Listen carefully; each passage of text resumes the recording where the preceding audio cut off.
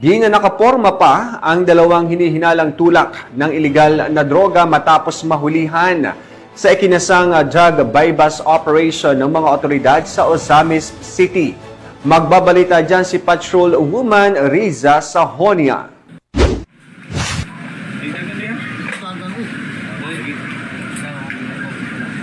Tiklo ang dalawang individual sa ikinasang bypass operation ng mga operatiba ng Ozamis City PNP sa barangay Dunya Consuela, Ozamis City, Misamis Occidental. Kinilala ni Police Lieutenant Colonel Harvey Abellanosa, officer in charge ng Ozamis City Police Station, ng mga suspect na si alias Iboy at alias Smart, mga lalaki at mga residente ng nasabing lugar.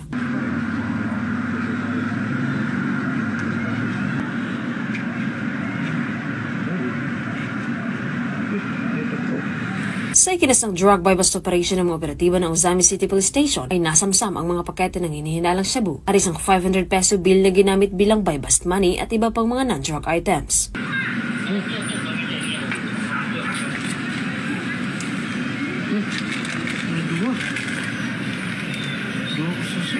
Naharap ang mga suspect sa kasong paglabag sa RA 9165 o Comprehensive Dangerous Drugs Act of 2002.